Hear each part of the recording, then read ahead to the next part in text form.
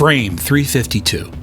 No doubt the most iconic and recognizable symbol of the Bigfoot Sasquatch phenomenon. In 1967, two ex-rodeo men from Yakima County, Washington, Roger Patterson and Bob Gimlin, sat out on horseback deep into the remote backcountry of the Six Rivers National Forest in far northern California. Their saddlebags held camping provisions, a rifle, and a rented 16mm movie camera. According to Roger and Bob's account, on Friday, October 20th, they were both on horseback riding along the east bank of Bluff Creek. Sometime around 1:30 in the afternoon, they came to an overturned tree with a large root ball laying on the sand bed. As they rounded the corner, which exposed the downed tree, they simultaneously noticed a large, dark figure crouching beside the creek to their left. The creature stood and began her infamous stroll towards the tree line.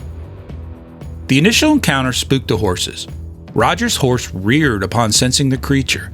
He estimated it took him 20 seconds to dismount, calm his horse, run to the other side of the horse, and extract his camera from the saddlebag. As a result of his hasty dismount and his state of shock, the first several seconds of the film are quite shaky and unstable, as Roger is trying to start the camera and get his footing after a brief stumble. Patterson yelled to Gimlin, "Cover me," and Bob pulled the rifle from his saddlebag holster to do just that. After a short jog toward the retreating creature, Roger kneeled, steadied the camera, and began filming the now infamous clip. After a short jog towards the retreating creature, Roger kneeled, steadied the camera, and began filming the now infamous clip. The result of this encounter by the two ex-rodeo men in the remote woods of the Six Rivers National Forest is the iconic film, which to many is the best visual evidence ever presented for the existence of Sasquatch. To others, it's a person in an ape suit. In addition to Patty's film debut, she left 10 footprints on the sandy bank of Bluff Creek. These prints were photographed and cast in plaster. Many in the Bigfoot community claim these prints are every bit as compelling and convincing as the film footage itself.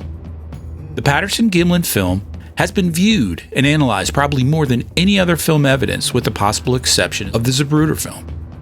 Of course, conclusions vary greatly depending on who's doing the evaluating. Shortly after the film was developed, it was presented to scientific and academic groups by the filmmakers and their representation. The initial response was almost unanimous. They deemed the film a hoax. From this film, you can identify that there is an upright walking biped in that film that has arms and legs. In terms of the limb ratios, the speed, the stride length, nothing can be determined from that film. There's not enough data in it. And to make claims otherwise isn't scientifically valid.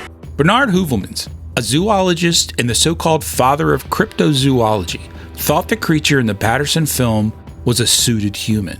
He objected to the film subject's hair flow pattern as being too uniform, to the hair that covered the obvious female breasts as not being like any known primate, to its buttocks as being insufficiently separated, and to its too calm retreat from the pursuing men.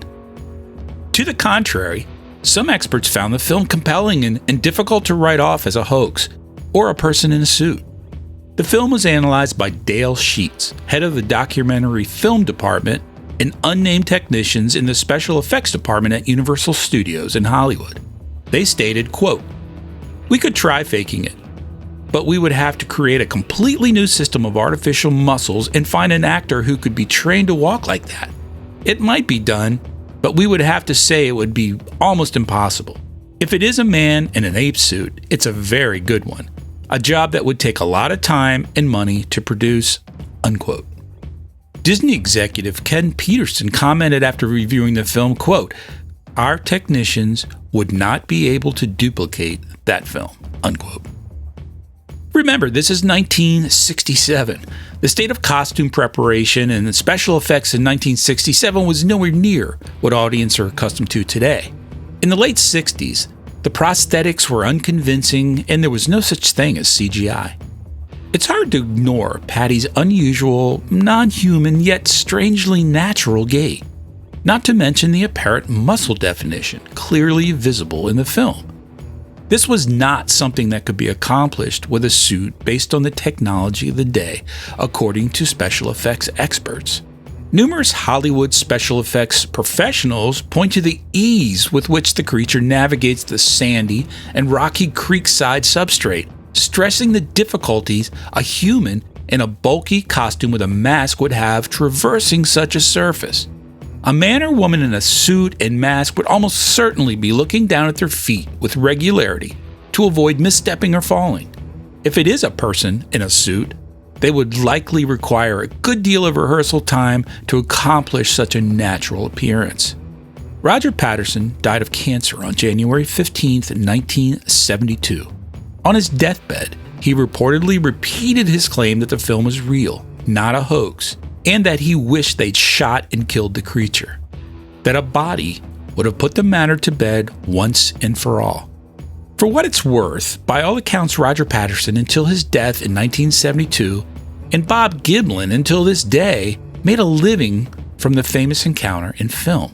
Obviously, if either man confessed to the hoax, the money train would have come to a screeching halt.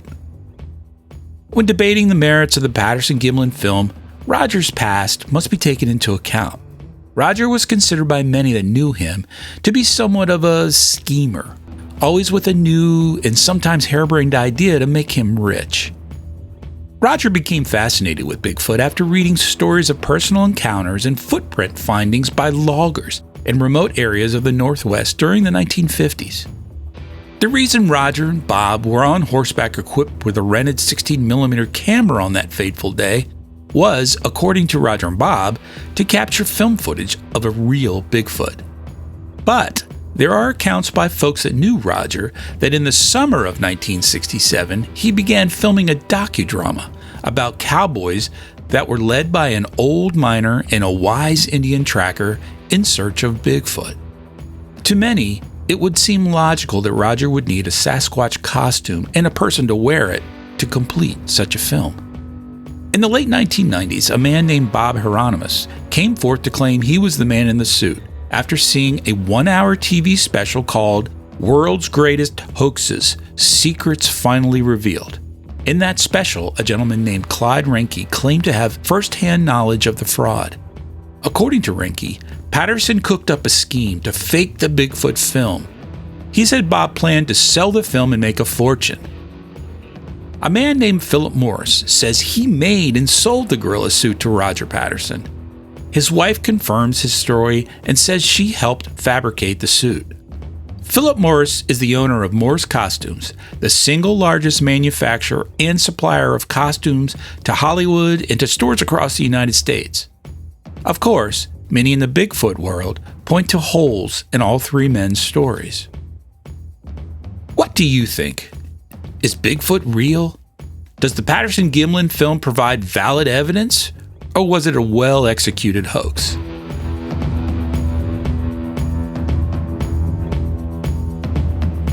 Leave a comment, subscribe, and hit the notification bell so you won't miss the next episode of Mysteries, Legends, and Lies.